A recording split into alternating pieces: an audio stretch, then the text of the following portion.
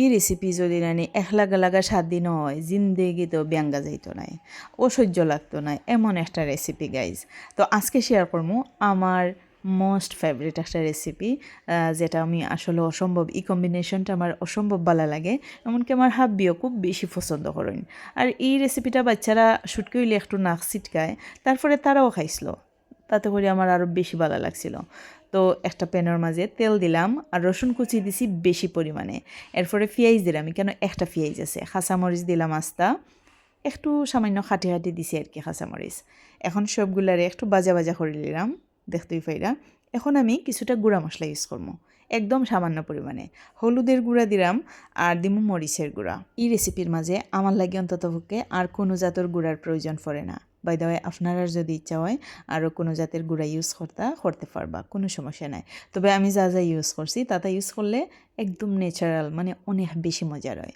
তো যাই হোক, লবণও দিলাম কিন্তু। এরপরে মশলা সহ বালা করে খসাইয়া আমি ইসা শুটকি দিলাইছি। ইসা মাছের শুটকি দিয়া কচু খাইতে যে কত মজা লাগে আসলে বুঝানি যাইতো নাই। তো যাই হোক, ইসা শুটকি দেওয়ার পরে একটু নাড়াচাড়া করার বাদে 2 মিনিট পরেও আমি দিলাইলাম কচু।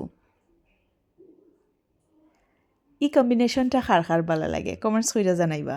বিশেষ হোক, আমার মনে হয় যে 1 সপ্তাহ যদি একটা না এই রেসিপি আমারে প্রতিটা মিলে দেওয়া হয়, আমি না করতাম না। বাই দ্য ওয়ে, আমি কিন্তু রাত্রে শুটকি খাই না, আমি অনেক মাঝে হয়েছি, ভিডিওর মাঝে হয়েছি। সত্যি রাত্রে আমি শুটকি খাইতাম পারি না, আমার ভালো লাগে না, সমস্যা করে।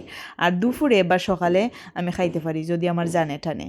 কিন্তু ও যে রেসিপিটা নিই, আমি মনে হয় যে 3 বেলাও খাইতাম পারমু, ওলা একটা অবস্থা। বাই দ্য ওয়ে, আমি কিন্তু এই রেসিপিটা নানি রুটির সাথেও খাইছি।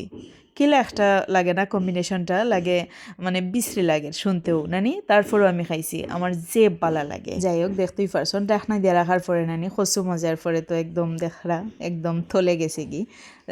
এখন বালা করিয়া কচু যাতে পারফেক্টলি সেদ্ধ হয় ও অনুযায়ী নাড়াচাড়া করিয়া নামাইলিম। চুলার আগুন একদম হাই ফ্লেমে আছে, সরি মিডিয়াম ফ্লেমে আছে। বেশি হাই ফ্লেম দিলে কিন্তু একদম ফানি টানি টাইন না ফুরা একটা হয়ে যাব কি। ফুরাও ভালো লাগে না, ওরকম যাতে একটু লসলসা থাকে আর কি। আসলে ওরকম খাইতেও মজা।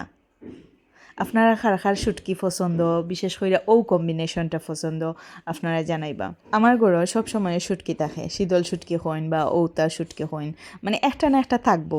আর প্রতিদিন যে শুটকি খাই তেমন না, একদিন যদি রান্ধি 3 দিন খাই আর কি, ফ্রিজে রাখিয়া। মানে কন্টিনিউ যে খাই এরকম কিছু না, আমি 15 দিনে একবার হইলেও খাই, অথবা খুব বেশি জানে টানলে সপ্তাহে একবার, দ্যাটস ইট।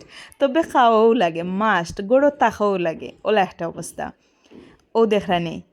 এখন আমি অলরেডি চুলার আগুন অফ করে দিছি।